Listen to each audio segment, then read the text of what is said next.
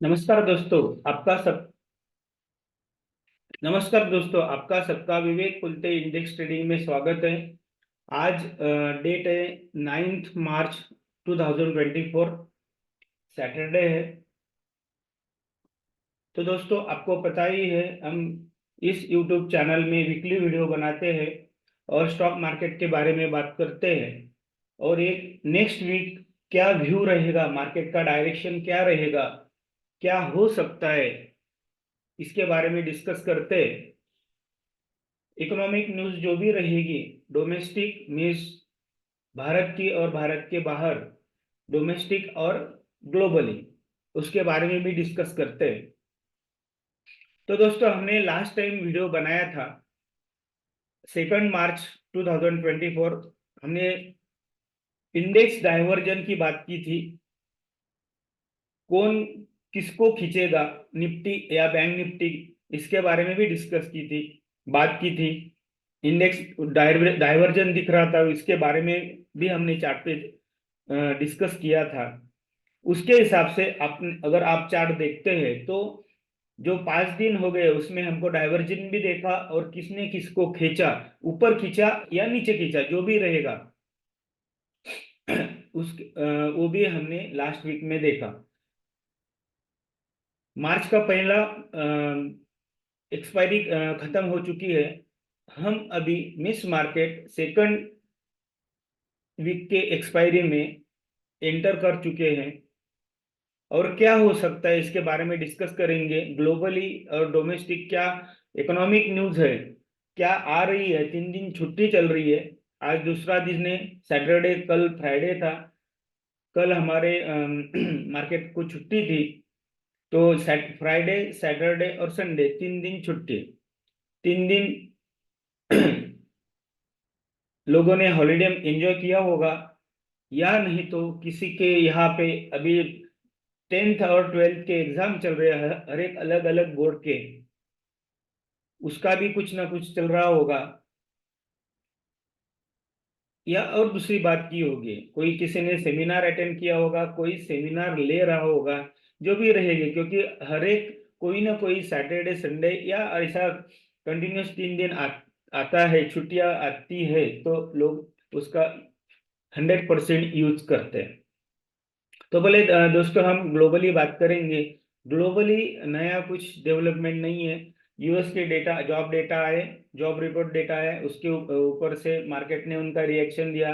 Gold fear से life time high या all time high की तरफ, और उसके ऊपर जा रहा है। बिटकॉइन ऊपर जा रहा है, मीन्स कुछ ना कुछ मार्केट में फियर है। एक इंडिकेशन है कि जब कोरोना आया था या आने वाला था, तभी भी ऐसे ही मार्केट की डायरेक्शन थी, कुछ इंडिकेशन थे। अगर आप पुराने एनालिसिस या चार्ट देखते हैं तो आपको कुछ ना कुछ उसका हिसाब से आपको इंडिकेशन मिलेगा।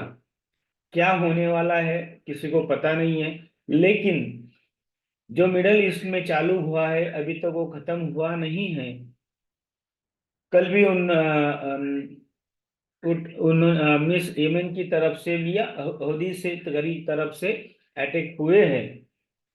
रशिया यूक्रेन का वार का भी एक अपडेट है कि यूक्रेन ने कुछ एरिया, जो इंपॉर्टेंट एरिया, स्ट्रेटेजिक एरिया है उनका, वहां वो वैकेट कर दिया, मीन्स वहां से चले गए हैं। मीन्स वो रशिया को मिला होगा, क्योंकि वो लड़ने के लिए उनके पास एम्यूनेशन नहीं है। तो धीरे धीरे चीजें बदल रही है। और ये कमर्शियल शिप पे अटैक है। मेरे ख्याल से आज की सुबह से, मैं सैटरडे सुबह की बात थी, बहुत बड़ा अटैक हुआ है मिस कमर्शियल शिप पे। उसके ऊपर अमेरिका का तरफ से एंटी मिसाइल्स या एंटी ड्रोन सिस्टम भी वहां पे लॉन्च हुई है। और वो भी अपोजिट एक्शन ले रहे हैं। मिस जैसा लग रहा था कि वो जल्दी खत्म होगा, वैसा नहीं हो रहा है। कोई ना कोई किसी को ना किसी को सपोर्ट कर रहा है, या कोई ना कोई इसको बढ़ावा दे रहा है, और उससे मार्केट उनके इकोनॉमी के लिए उसका बेनिफिट होता है। आपको पता है कौन करता है और किस लिए होता है। ये चीजें हमने देखी है। तो इन्फ्लेशन, इंटरेस्ट रेट या जॉब डेटा, वो जो फलाने फलाने रिपोर्ट रहेंगे, फेड का मिनट्स, फेड की पॉलिसी, मीन्स अमेरिका की बात कर रहा हूँ मैं, अभी भी ग्लोबल में ही हूँ, डिस्कस कर रहे हैं, उसका इम्पोर्टेंस अब खत्म हो रहा है। कुछ भी पॉजिटिव या स्लाइटली पॉजिटिव न्यूज आती है, निगेटिव न्यूज नहीं आता, मार्केट भागता है। गोल्ड तो बहुत ऊपर आ चुका है, ये किसी ने कोई ना कोई इंडिकेशन है, क्योंकि गोल्ड ये सेफ हेवन बोलते हैं, सेफ असेट मानी जाती है। मीन्स कुछ ना कुछ बड़ा होगा, इसलिए लोग गोल्ड की तरफ भाग रहे हैं, या लोगों को लगता होगा गोल्ड की तरफ अदर इन्वेस्टर आएंगे तो वो अभी गोल्ड को बहुत ऊपर लेके जा रहे हैं, ये इंडिकेशन है। डॉलर के इंडेक्स के बारे में हमने 15 दिन के वीडियो में भी बात की थी कि डॉलर इंडेक्स नीचे जा जा सकता है। उसके बारे में चार्ट के ऊपर डिस्कस नहीं की थी, ओनली वर्बली बातें की थी। और जो टेलीग्राम चैनल है विवेक कुलते एनालिसिस, के ऊपर एनालिसिस भी पोस्ट किया है, मेरे ख्याल से 15 दिन, या हाँ 15 दिन, कम से कम 15 दिन तो हो गए। आप पीछे जाके कुछ देख सकते हैं। इन बिटवीन ये विवेक कुलते एनालिसिस, ये टेलीग्राम चैनल है, यहाँ पे जो भी weekly, intraday, of the market, on the market जो भी न्यूज आती है वो पोस्ट करता हूँ, जो भी एनालिसिस है वो पोस्ट करता हूँ। इसके बारे में अगर आपको किसी को कोई क्वेरी रहेगी, स्टॉक के बारे में भी जो भी एनालिसिस रहेगा वो भी पोस्ट करता हूँ। और इसके बारे में आपकी कोई क्वेरी रहेगी या आपको कुछ लगता है तो ये दूसरा ग्रुप है, यहाँ पे आप आपकी क्वेरी पूछ सकते हैं, स्टॉक के बारे में रहे या इकोनॉमिक न्यूज के बारे में रहे, कुछ भी, आरबीआई पॉलिसी के बारे में रहे, आरबीआई गवर्नर क्या बोल रहा है उसके बारे में रहे, जो भी रहेगा वो भी, मीन्स डोमेस्टिक और इंटरनेशनली जो भी बातें रहेगी, तो इन बिटवीन वो मैंने बताया। तो ग्लोबली नया कुछ नहीं है, लेकिन नया तो कुछ ना कुछ हो रहा है, कुछ चीजें इंडिकेशन दे रही है, इसके बारे में लास्ट वीडियो में भी हमने बात की थी। तो इसलिए जिन्होंने इन्वेस्टमेंट किया है उन्होंने वो चीजें याद रखना, आपकी इन्वेस्टमेंट सेफ जगह पे कैसी रह सकती, इसके बारे में भी ध्यान रखना, इसके बारे में डिस्कस किया था। जो ओवर वैल्यूड स्टॉक्स है, कुछ भी निगेटिव न्यूज आती है तो बहुत से जो भी ओवर वैल्यूड स्टॉक्स है वो अंडर वैल्यूड बन जाएंगे। तो मैं, मीन्स दूसरी शब्दों में उसमें बहुत जोर से प्रॉफिट बुकिंग आएगी। वो इंटरनेशनल स्टॉक भी हो सकते हैं, या हमारे भारत के, मीन्स इंडिया के स्टॉक मार्केट के भी स्टॉक हो सकते हैं, इतना ध्यान रखना है। तो ग्लोबली बात हो चुकी है, अभी डोमेस्टिक बात करते हैं। तो हम अभी इलेक्शन डेट मेरे ख्याल से मंडे या ट्यूसडे को डिक्लेयर हो जाएंगे इलेक्शन के बारे में, तभी उसके बारे में हमने 1 महीने से ही बात की थी और चैनल पे भी पोस्ट किया था। इलेक्शन डेट अनाउंसमेंट होने के बाद प्रॉफिट बुकिंग आएगी, उसका अभी माहौल बन रहा है। तभी तो कुछ नहीं था, तभी मार्केट ऊपर जा रहा था, सबको लग रहा था ऊपर जाएगा। 22,435 जो टारगेट बताया था वो भी आ चुका है, और 22,800 टू 23,200 ये नेक्स्ट टारगेट है, वो कभी भी आ सकता है। मन, अगर ये जो भी निगेटिव न्यूज है, ये अगर मार्केट ने अगर उसको इग्नोर किया तो निफ्टी के ऊपर के टारगेट अचीव होंगे और बैंक निफ्टी 50,000 की तरफ जाएगा, नहीं तो नीचे आएगा, कंसोलिडेट होगा और ऊपर जाएगा, लेकिन नेक्स्ट लेवल वो हो सकती है। इन बिटवीन अगर बड़ी ग्लोबल न्यूज, निगेटिव न्यूज आती है तो फिर मार्केट एक बहुत बड़ा करेक्शन देख सकता है, मीन्स ओवर वैल्यू स्टॉक पहले बहुत जोर से गिरेंगे, उसके बारे में न्यूज आ रही है।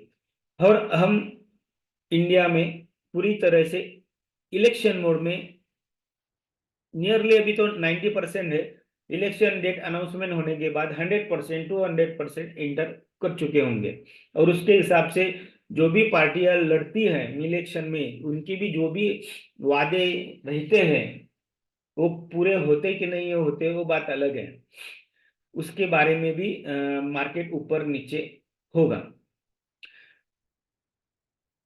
तो इंडेक्स डाइवर्जन देखा, अभी क्या हो सकता है, तो हम अभी निफ्टी बैंक निफ्टी के बारे में बात करते हैं। निफ्टी और बैंक निफ्टी का कभी भी आपको पता है, हम फ्यूचर की बात करते हैं, डेली चार्ट के बारे में डिस्कस करते हैं, और इम्पोर्टेंट बात है कम से कम इंडिकेटर यूज करते हैं, मिनिमम 3 मैक्सिमम 5, जो आप डेली आप भी यूज करते होंगे। और इम्पोर्टेंट बात है ट्रायंगल पैटर्न, पैरेलल लाइंस, जो भी कैंडलस्टिक पैटर्न है, इतना सिंपल पैटर्न बना के उसके ऊपर एक व्यू बनाते हैं और उसके ऊपर एनालिसिस करते हैं। और सिंपल बात है, सिंपल रखेंगे तो बहुत डिफिकल्ट रहता है, इसलिए KISS, keep it simple and sweet, ये फॉर्मूला यूज करके हम ट्रेडिंग करते हैं, उसके बारे में डिस्कस करते हैं। जो भी हम डिस्कस करते हैं तो इन बिटवीन मार्केट के ऊपर नीचे होता है। तो दोस्तों देखते हैं अभी स्टॉक इन निफ्टी फ्यूचर की बात है। हमने वीडियो बनाया था 1 मार्च को, सॉरी 2 मार्च को, ये बड़ा कैंडल बना 1 मार्च को, देखो 2 मार्च होने के बाद ये 2 मार्च सैटरडे था, मार्केट मेरे ख्याल से चल रहा था उस दिन, हाँ मार्केट चल रहा था, डोजी था। फिर ये मंडे का 4 तारीख का, यस मंडे, ये ट्यूसडे, वेनसडे और थर्सडे, तो फिर 4 तारीख को क्या हुआ, वापस डोजी, बाद में प्रॉफिट बुकिंग आई, और ये बड़ी वेनसडे को बड़ी कैंडल बनी ड्यू टू बैंक निफ्टी, और फ्राइडे को वापस ऊपर से नीचे थोड़ा सा।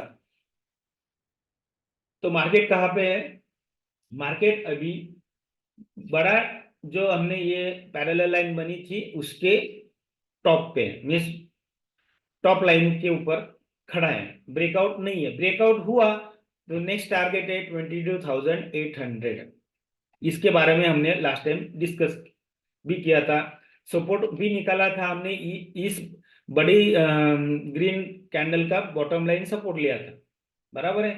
और ये भी था, ये daily sorry monthly last month का हाई था, बराबर है। तो उसको ही सपोर्ट लेके मार्केट मिस निफ्टी ऊपर गया है।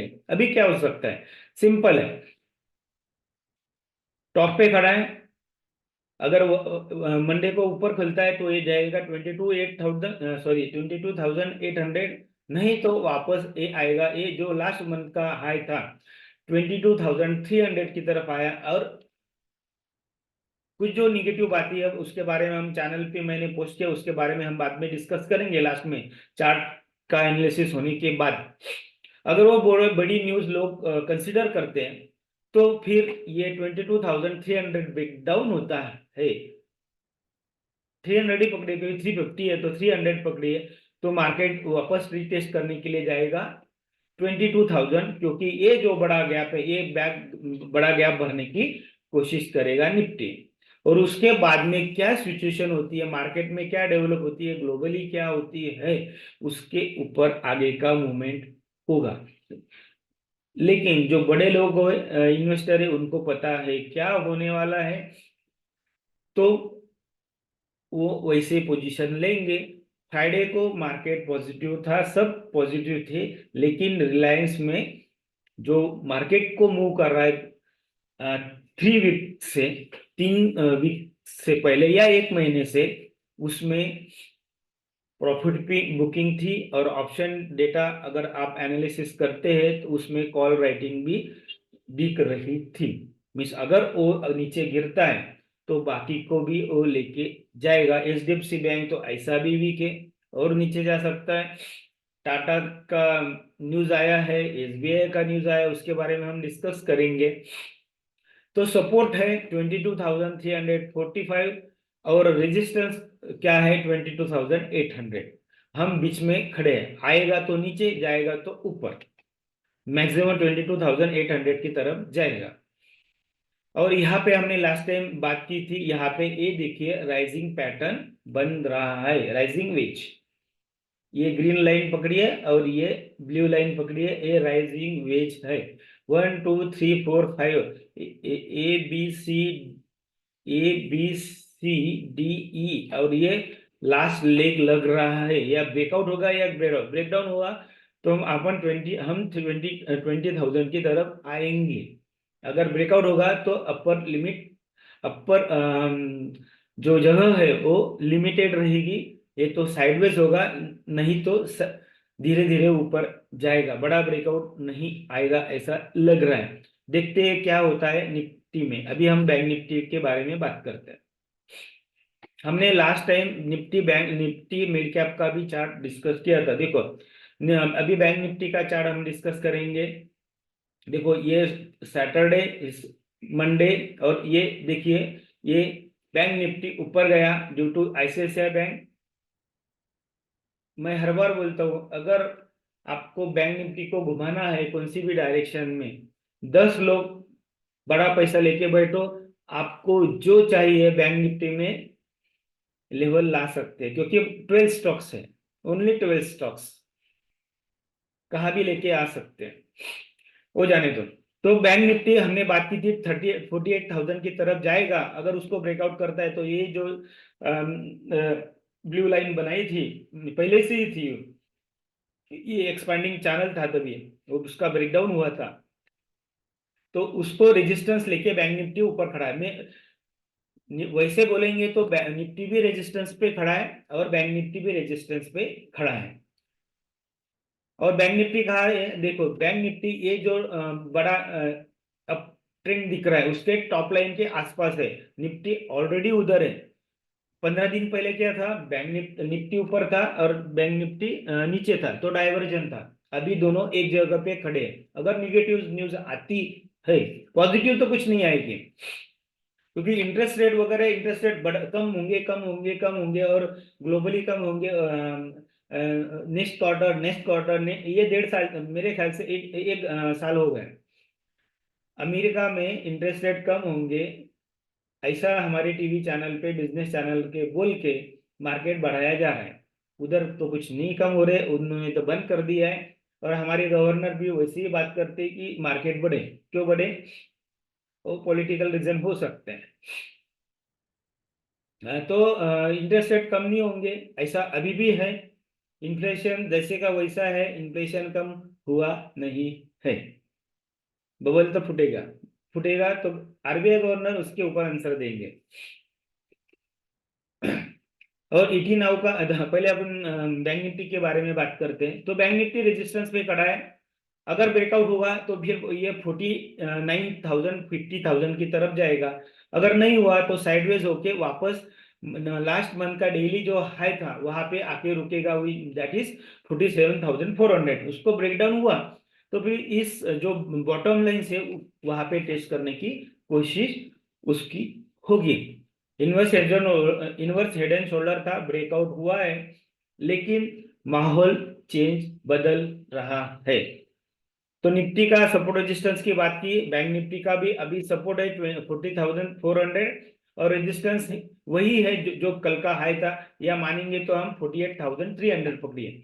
48,300 टू 47,300 सपोर्ट एंड रेजिस्टेंस कहाँ पे जाता है।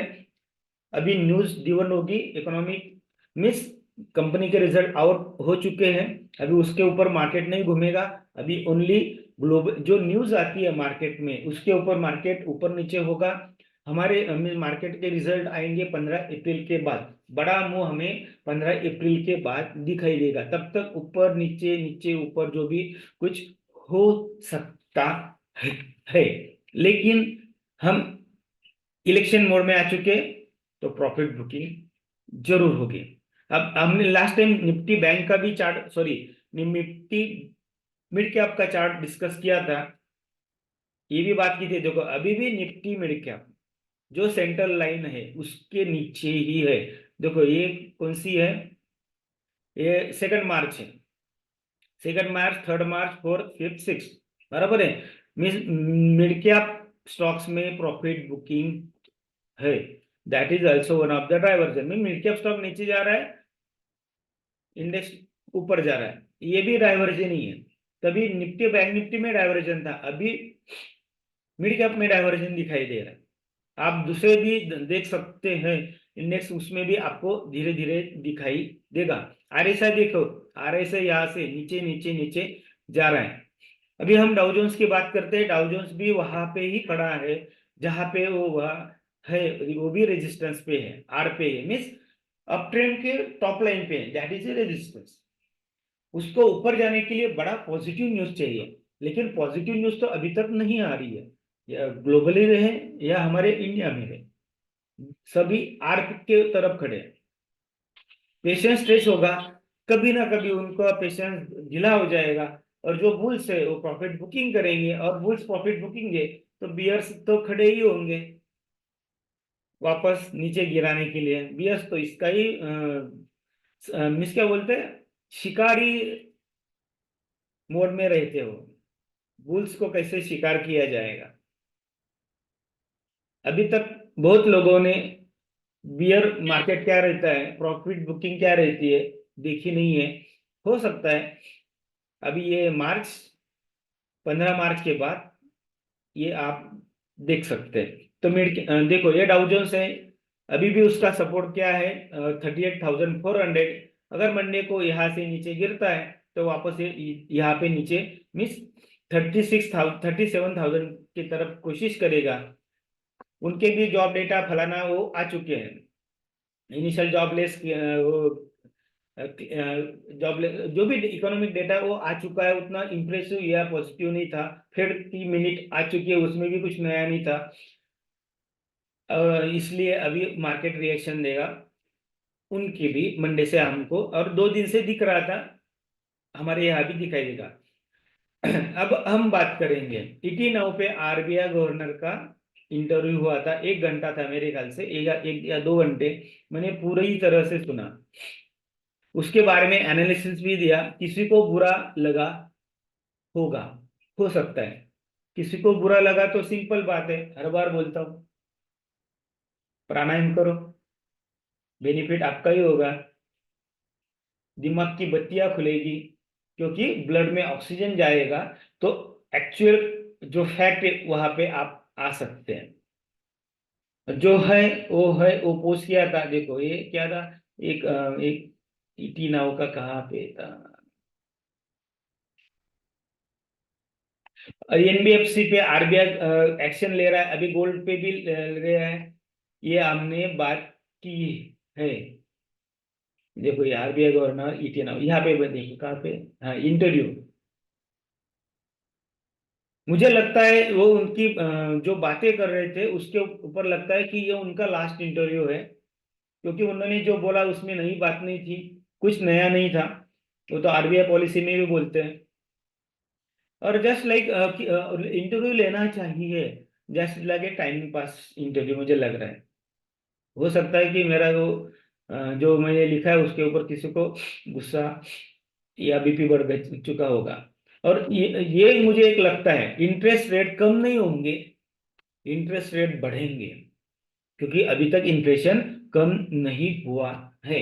सब लोग बोलते हैं इंटरेस्ट रेट कम होंगे कम होंगे, मुझे अभी ऐसा लग रहा है कि इंटरेस्ट रेट बढ़ेंगे बढ़ेंगे बढ़ेंगे। देखते हैं क्या होता है। सबको पता चलेगा, मार्केट है, सब है, सभी लोग हैं। अभी 2 न्यूज के बारे में डिस्कस करते हैं। देखो ये एक फ्राइडे को ही मार्केट, ड्यूरिंग द मार्केट ये न्यूज आई थी, लेकिन मैंने भी पोस्ट नहीं किया था, मैं भी इतना इम्पोर्टेंट नहीं रखा, ध्यान नहीं दिया। होगी, लेकिन इसका चाइना की तरफ से भी रिएक्शन आया है, क्योंकि हमने 10,000 सोल्जर्स अपॉइंट किए, गार्ड किए बॉर्डर के लिए। ये तो नॉर्मल रूटीन हो सकता है, लेकिन अभी क्यों, इतना दिन से क्यों नहीं है? बॉर्डर तो बहुत सालों से है। जब लास्ट राफेल को खरीदने के लिए क्या क्या किया गया आपको पता है, किसी को अच्छा नहीं लगेगा। राफेल को खरीदने के लिए क्या किया आपको पता है, बाद में राफेल की खरीदी हुई। तो ऐसी भी चीजें कुछ हो सकती है, और इलेक्शन भी है, तो माहौल बनना चाहिए। और एक बात होगी, या चाइना की तरफ से कुछ ना कुछ एक्शन हो सकती है, या टेररिस्ट ग्रुप की तरफ से कुछ ना कुछ एक्शन हो सकती है, उसके वजह से 10,000 सोल्जर वहां पे अपॉइंट किए। क्या होगा पता चलेगा। दूसरी इंपॉर्टेंट बात, टाटा सन्स वो आईपीओ लाने की, नहीं लाने की कोशिश कर रहे हैं, क्योंकि टाटा सन्स का आईपीओ आएगा, इसीलिए टाटा के क्या बोलते हैं शेयर्स बढ़ रहे थे। जैसे अदानी की एंटरप्राइज बढ़ रहा था, इसलिए अदानी के अदर शेयर बढ़ रहे थे, क्योंकि अदानी और अमेरिको सऊदी अरेबिया, उनका कुछ ना कुछ जॉइंट वेंचर, या वो उनमें इन्वेस्टमेंट खरीदने वाले थे। ऐसा हुआ माहौल था मेरे ख्याल 2022 के लास्ट क्वार्टर में। तभी अदानी के शेयर बढ़े, सभी बिजनेस चैनल पे बाय करो बाय करो बाय करो बाय करो, और बाद में न्यूज आने लगी। और अगर आप इसी चैनल पे अदानी का मेरे ख्याल से 900 का एंटरप्राइज का टारगेट दिया था, वो आ चुका है। तभी अदानी एंटरप्राइज का शेयर था 2400 के आसपास या 3000 के आसपास। मेरे ख्याल से 3400 से सेलिंग की राय दी थी, और बाद में टारगेट दिया था 15 दिन के बाद 900 के आसपास। तो एक दिन में 900 आया था अदानी इंटरप्राइज का शेयर। तो धीरे धीरे चीजें बढ़ती है।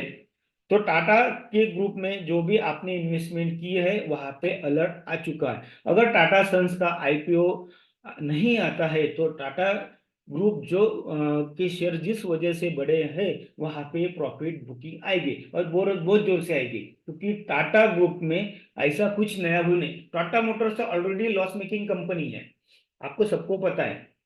और टेस्ला टेस्ला बोल के उसको बढ़ाया जा रहा है। कैसे तो वो एक बोलते हैं ना, कहाँ है राजभोज और कहाँ है गंगू तेली, ऐसे बोलते हैं ना। हिंदी भाषिक जो रहेंगे उनको पता है। ऐसी बात हो गई है टाटा और टेस्ला के बीच में। मुझे टेस्ला का मेरा पूरा तरह से स्टडी है, और टाटा का भी है। कौन क्या काम करता है, प्रोमोटर क्या काम करते हैं, उनकी सोच क्या है, वो है। इसलिए टाटा 2018-19 में मैंने लिखा था टाटा को 2020 के बाद टाटा को टाटा करने की नौबत आएगी। अभी तो 24 शुरू हुआ है, देखते हैं क्या होता है। टाटा को टाटा करेंगे क्या, क्या करेंगे, means tata means bye bye. ये मेरा व्यू था, देखते हैं, वो तो लॉन्ग टर्म व्यू है। लेकिन ये चीजें याद रखना, टाटा सन्स का आईपीओ नहीं आता है तो टाटा ग्रुप में प्रॉफिट बुकिंग आएगी। अगर आता है तो अच्छी बात है। जिन्होंने पकड़ के रखे होंगे उनको बेनिफिट मिलेगा। अगर नहीं आता है तो लॉस, फिर लॉस कभी रिकवर नहीं होगा। दूसरी बात है एसबीआई। एसबीआई के बारे में, एसबीआई को सुप्रीम कोर्ट ने एक डायरेक्शन दिया है। वो किसके बारे में, इलेक्ट्रॉल बॉन्ड्स। इसके बारे में थोड़ा सा पढ़ लेना। और सुनवाई है मार्च 11 को। इलेक्ट्रल बॉन्ड्स क्या है, इसलिए मैंने यहाँ पे लिखा है, इज इट इलेक्ट्रल बॉन्ड्स और इलेक्शन लीगल फ्रॉड। ये थोड़ा सा बड़े विस्तृत एक्सप्लेन करता हूँ। पहले इलेक्शन जब भी आता था तो जो भी पार्टियां लड़ती थी वो लोगों को पैसा देती है वोटिंग के लिए। मीन्स हमको वोट दो, हमको वोट दो, हम आपको पैसा देंगे। तभी कैश में पैसा दिया जाता है, कैश में पैसा दिया जाता था।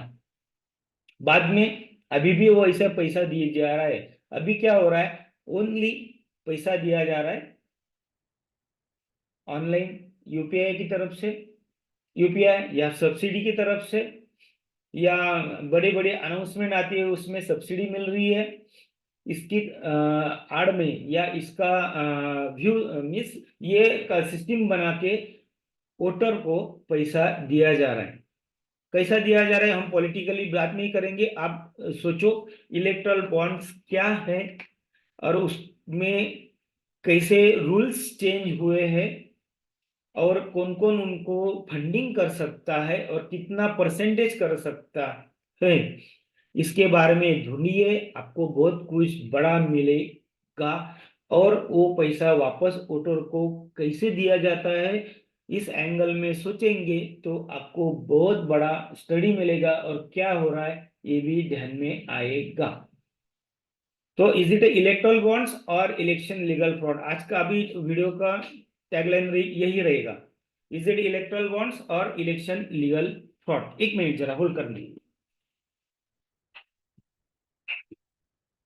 हेलो।